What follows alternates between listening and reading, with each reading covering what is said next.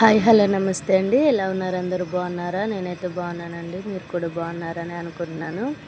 ఈరోజు మన వీడియోలో వచ్చేసి మష్రూమ్స్ కర్రీ ఎలా ప్రిపేర్ చేసుకోవాలో చూపించబోతున్నాను. మరి ఆలస్యం ఎందుకు, వీడియోలోకి వెళ్దామా?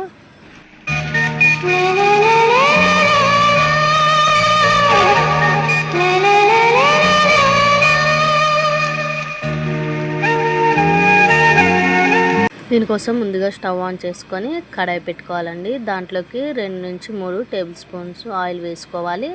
అలాగే 1 ఇంచు దాల్చిన చెక్క, కొంచెం కరివేపాకు వేసుకొని ఇవి ఫ్రై అయిపోయిన తర్వాత ఆనియన్ పేస్ట్ వేసుకోవాలి. నేను ఇక్కడ 2 మీడియం సైజ్ ఆనియన్స్ని పేస్ట్గా చేసుకొని ఈ విధంగా వేసుకున్నాను. ఇప్పుడు ఈ ఆనియన్ పేస్ట్ అంతా కూడా ఫ్రై చేసుకోవాలన్నమాట. అలాగే 2 పచ్చిమిర్చి చీలికలు కూడా వేసేసుకొని ఈ ఆనియన్ పేస్ట్ కలర్ చేంజ్ అయిపోయి మంచిగా మగ్గే వరకు ఈ విధంగా ఫ్రై చేసుకొని 1 స్పూన్ అల్లం వెల్లుల్లి పేస్ట్ వేసుకోవాలండి. అల్లం వెల్లుల్లి పేస్ట్ కూడా వేసుకొని ఒకసారి అంతా బాగా కలుపుకొని పచ్చివాసన పోయేంత వరకు మంచిగా ఫ్రై చేసుకోవాలి ఆయిల్లోని. ఈ అల్లం వెల్లుల్లి పేస్ట్ కూడా చక్కగా ఫ్రై అయిపోయిన తర్వాత 3 మీడియం సైజు టమాటోస్ని ఈ విధంగా మిక్సీ పట్టుకొని పేస్ట్ చేసుకొని ఇందులోకి యాడ్ చేసేసుకోవాలి. తాలింపులోకి యాడ్ చేసుకొని ఒకసారి అంతా కలిసే విధంగా బాగా కలుపుకొని ఒక 5 నిమిషాల పాటు మీడియం ఫ్లేమ్లోనే ఉడికించుకోవాలండి.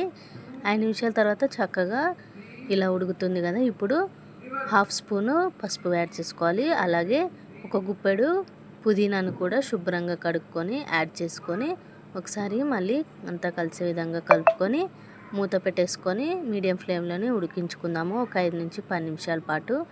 ఈ విధంగా మంచిగా ఆయిల్ పైకి తేలుతున్నప్పుడు చక్కగా ఒక 80% ఉడికిపోయిన తర్వాత టేస్ట్కి సరిపడా సాల్ట్, కారము యాడ్ చేసుకోవాలి.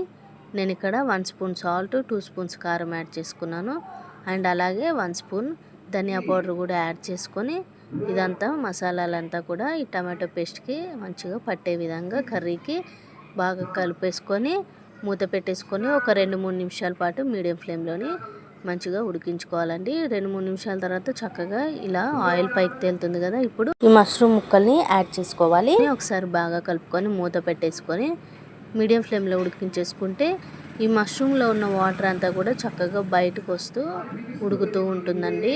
ఈ విధంగా ఒక 5 నిమిషాల తర్వాత మీడియం ఫ్లేమ్లోని ఉడికించేసుకొని మూత తీసి చూస్తే చక్కగా చూసారు కదా మష్రూమ్స్లో నుంచి ఏ విధంగా వాటర్ అనేది బయటికి రిలీజ్ అవుతుందో.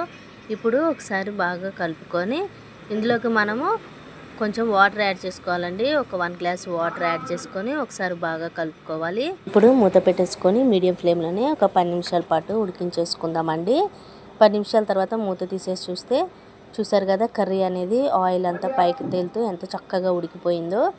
ఇప్పుడు ఈ స్టేజ్లో ఉన్నప్పుడు ఈ గ్రేవీ కూడా ఈ కన్సిస్టెన్సీలో ఉండగా మనము స్టవ్ ఆఫ్ చేసేసుకుంటే వేడివేడిగా మష్రూమ్ కర్రీ రెడీ అయిపోయినట్లే అండి. మరి మీరు కూడా మీ ఇంట్లోనే ఒకసారి ఈ మష్రూమ్ కర్రీని ప్రిపేర్ చేసుకొని ఎలా ఉందో కామెంట్ సెక్షన్లో కామెంట్ చేయడం మర్చిపోకండి.